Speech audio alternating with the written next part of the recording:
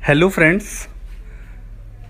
हम में से बहुत सारे साथी कई बार ये जानना चाहते हैं और बहुत बार ये पूछते हैं कि ख़ास तौर पर हिंदी मीडियम के जो यूपीएससी की तैयारी कर रहे हैं, आईएएस की तैयारी कर रहे हैं, वो क्या पढ़ें क्या ना पढ़ें, कौन कौन से सोर्सेज को फॉलो करें, कौन कौन सी किताबें पढ़ें, वेबसाइटें देखें, कौन कौन सी मैगज़ीन पढ़ें। तो मैंने इसी के लिए एक छोटा सा लेसन तैयार किया है, आइए देखते हैं। सबसे पहले मेरे बारे में ये मेरी एक पर्सनल लिस्ट है जो मैंने तैयार की है और जो मुझे लगता है कि आपको पढ़ना चाहिए यूपीएससी की तैयारी के लिए। मैंने यूपीएससी 2014 में 13वीं रैंक मिली थी और 2015 बैच है मेरा आईएएस में। एसए में 160 नंबर मिले थे, एथिक्स में 124, ऑप्शनल सब्जेक्ट हिंदी लिटरेचर में 313 और जीएस में ओवरऑल 378। इस तरह से मेंस में थर्ड हाईएस्ट मार्क्स थे। ये जो बुक्स की लिस्ट है इसके बारे में मैं आपसे कहना चाहता हूँ कि अक्सर हम लोग ये जानना चाहते हैं कि क्या पढ़ें और क्या नहीं पढ़ें। तो मैंने अपनी समझ, अध्ययन और अनुभव के आधार पर ये पुस्तकों और अन्य स्रोतों की सूची तैयार की है। लेकिन ध्यान रखें कि ये सूची अंतिम नहीं है और न ही बेस्ट है। आपकी तैयारी का स्तर अलग अलग हो सकता है। बहुत से लोग ऐसे होते हैं जिन्होंने पहले स्कूल टाइम में बहुत अच्छे से एनसीईआरटी पढ़ी है या शुरू से अखबार और मैगज़ीन पढ़ते हुए आ रहे हैं, उनका लेवल अलग होता है। बहुत से बिल्कुल बिगिनर्स होते हैं जिन्होंने कभी इस तरह की टच में नहीं रहे होते करंट अफेयर्स के या फिर यूपीएससी से रिलेटेड तैयारी के।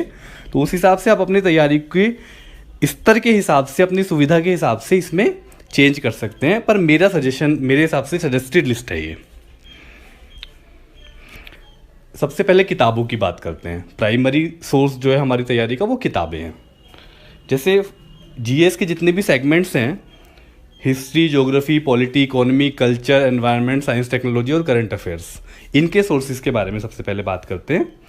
हिस्ट्री, इतिहास के लिए मेरे हिसाब से 9वीं से 12वीं की नई वाली एनसीईआरटी। इसके अलावा स्पेक्ट्रम की एक छोटी सी किताब आती है, आधुनिक भारत का संक्षिप्त इतिहास, जो इंग्लिश में भी आती है और हिंदी में भी आती है। और एक विपिन चंद्र की किताब है, आज़ादी के बाद का भारत। ये कंटेम्प्रेरी हिस्ट्री की किताब है क्योंकि अब नए सिलेबस में इंडिपेंडेंस के बाद का इतिहास भी आने लगा है। इसके अलावा आप क्योंकि अब मौका मिले तो रामचंद्र गुहा की जो इंडिया आफ्टर गांधी है उसका हिंदी में भी अनुवाद आने लगा है, गांधी के बाद का भारत, तो वो भी पढ़ सकते हैं अगर आपको समय मिले। ज्योग्राफी के लिए फिर से वही 9वीं से 12वीं तक की एनसीईआरटी। और इसके बाद यदि आपको ज़रूरत पड़े, महेश चंद्र बर्णवाल की किताब या माजिद हुसैन की किताब पढ़ सकते हैं। पॉलिटी के लिए एम लक्ष्मीकांत को अच्छी तरह फॉलो करें, खूब अच्छे से तैयार करें। और मेंस का जो पार्ट है पॉलिटी का, पेपर 2 का, उसके लिए भारतीय शासन एक किताब आती है, इंडियन गवर्नेंस, वो भी एम लक्ष्मीकांत की है। खासतौर पे उसके अधिकार संबंधी मुद्दे जरूर पढ़ें। अर्थव्यवस्था के लिए भारतीय अर्थव्यवस्था रमेश सिंह या फिर लालन लाल आती है इलाहाबाद से, वो वाली किताब पढ़ सकते हैं। और 9वीं से 12वीं की एनसीईआरटी यहाँ भी आपको पढ़नी है। और आर्थिक सर्वेक्षण, इकोनॉमिक सर्वे जो सरकार का होता है, उसको, उसके कुछ इंपॉर्टेंट चैप्टर्स और बजट, ये आपको पढ़ना है। इसके अलावा बुक लिस्ट में पर्यावरण के लिए एनसीईआरटी और परीक्षा वाणी इलाहाबाद की किताब है पारिस्थितिकी के ऊपर, वो पढ़ सकते हैं। और इकोनॉमी में ही मृणाल के वीडियो लेक्चर भी आप देख सकते हैं, अच्छे वीडियो लेक्चर हैं। और इकोनॉमी, साइंस, टेक्नोलॉजी के लिए 6ठी से 10वीं तक की एनसीईआरटी। इसके अलावा करंट में जो मैगजीन के माध्यम से या न्यूज़पेपर में या वेबसाइटों पे आप देखते हैं कि जो साइंस एंड टेक्नोलॉजी का जो वर्तमान में विकास हो रहा है उसमें से ज़्यादा सवाल आते हैं, तो उसको कवर करना है करंट अफेयर्स से। भारतीय संस्कृति के लिए पुष्पा बिश सिन्हा की किताब है जो जवाहर बुक डिपो दिल्ली से छपी है, वो पढ़ सकते हैं। इसके अलावा एनसीईआरटी की फाइन आर्ट्स की किताब से भारतीय कला का इतिहास पढ़ सकते हैं। आंतरिक सुरक्षा मेंस का एक टॉपिक है, इंटरनल सिक्योरिटी, उसके लिए टाटा मैकग्रा हिल की किताब है, अशोक कुमार आईपीएस और विपुल द्वारा लिखी गई है। इसके अलावा इंटरनेशनल रिलेशंस के लिए किसी अच्छी कोचिंग के नोट्स देख सकते हैं और विदेश मंत्रालय की वेबसाइट है mea.gov.in, उसको देखते रह सकते हैं। और करंट अफेयर्स से आईआर को आप बहुत अच्छे से कवर कर सकते हैं। भारतीय समाज के लिए एक पतली सी किताब है, नेशनल बुक ट्रस्ट से छपी है, एनबीटी से, श्यामचरण दुबे की, या फिर राम आहूजा की एक किताब है। और 11वीं 12वीं की सोशियोलॉजी की एनसीईआरटी की बुक पढ़ सकते हैं। एथिक्स के लिए पेपर 4 के लिए साइकोलॉजी की एनसीईआरटी बहुत गहराई से नहीं पढ़नी, नॉर्मल तौर पे पढ़नी है, क्योंकि उसमें थोड़ा सा फिलॉसफी का भी भाग रहता है, थोड़ा सा साइकोलॉजी का भी रहता है एथिक्स के पेपर में। लेकिन एथिक्स के पेपर की किसी खास किताब से तैयारी करना संभव नहीं है।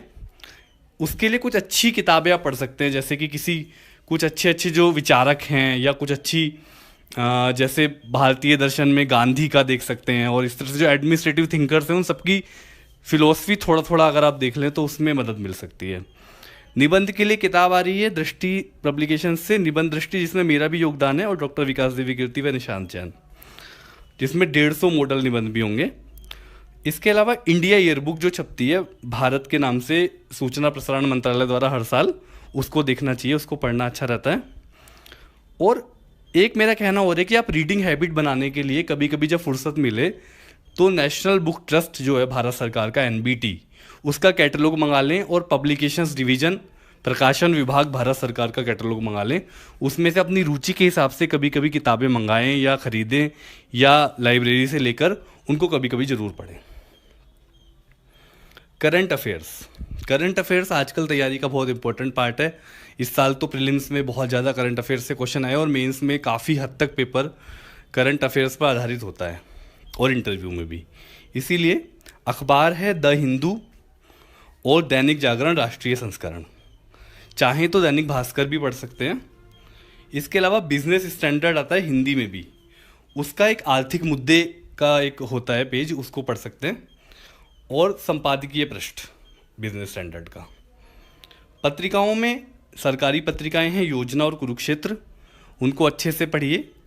और एक पत्रिका है दृष्टि करंट अफेयर्स टुडे, और एक पत्रिका है क्रॉनिकल, तो इन दोनों में से कोई एक पढ़ सकते हैं। और वक्त मिले तो फ्रंट लाइन के भी कुछ आर्टिकल्स पढ़ सकते हैं, हिंदी में भी आती है। साथ ही भारत सरकार की नवीनतम आर्थिक और सामाजिक कल्याणकारी योजनाएं अच्छी तरह तैयार कर लें।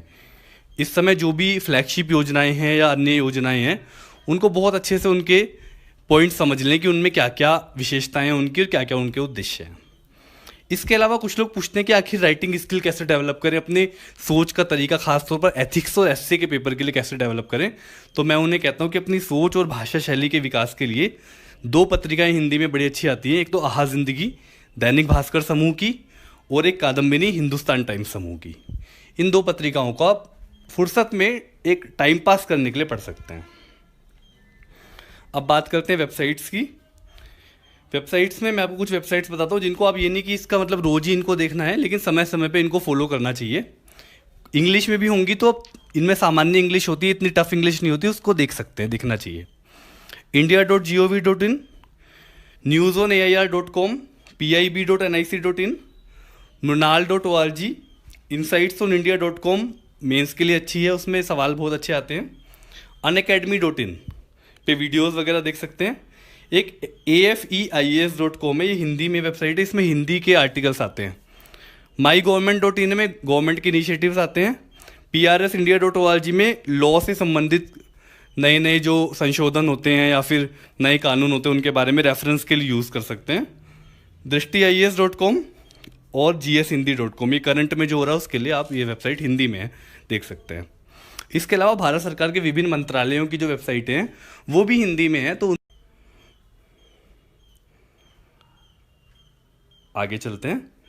Radio TV, Akashvani, all India radio, DD news, Rajya Sabha पर बहुत अच्छे अच्छे प्रोग्राम आता है। राज्यसभा टीवी पे देश देशांतर इस तरह की बहुत अच्छी डिबेट्स आती हैं। और लोकसभा टीवी, ये समय समय पे आप देख सकते हैं। इसके अलावा मतलब आकाशवाणी पे शाम को न्यूज़ एनालिसिस ज़रूर सुने, हिंदी और इंग्लिश दोनों में आता है। यानी कहने का मतलब ये कि ज़्यादातर चीज़ें हिंदी में भी उपलब्ध हैं, इसलिए हम ये ना सोचें कि हिंदी में अच्छी स्तरीय प्रामाणिक सामग्री उपलब्ध नहीं है, अच्छे सोर्सेज नहीं है। ये एक तरह का भ्रम ही है। मैं मानता हूँ कि थोड़ी समस्या है, लेकिन इसका मतलब ये बिल्कुल नहीं है कि हिंदी में सामग्री उपलब्ध नहीं है। बहुत सामग्री उपलब्ध है, हमें उसको पहचानने की ज़रूरत है और उसका इस्तेमाल करने की ज़रूरत है। और मैं आपको एक और बात बताऊँ, फुर्सत में आप टीवी सीरियल जैसे होते हैं उनके कुछ एपिसोड आपको यूट्यूब पे मिल जाएंगे, जैसे सत्यमेव जयते। उससे सोशल समझदारी, अंडरस्टैंडिंग बढ़ती है सोशल इश्यूज़ पे। इसके अलावा प्रधानमंत्री में आपको, प्रधानमंत्री जो शेखर कपूर ने होस्ट किया था उसमें आपको डेवलपमेंट हुआ है, वो सब आपको समझ में आएगा। प्रधानमंत्री के अलावा एक संविधान है, राज्यसभा टीवी द्वारा प्रसारित हुआ था। इसमें संविधान कैसे बना, मेकिंग ऑफ कॉन्स्टिट्यूशन, उसकी समझ पड़ती है। इस तरह से ये एक मेरी समझ में एक लिस्ट थी हिंदी माध्यम के विद्यार्थियों के लिए, अभ्यर्थियों के लिए। सिविल सेवा परीक्षा की तैयारी के लिए सारे सोर्सेज की बहुत बहुत धन्यवाद।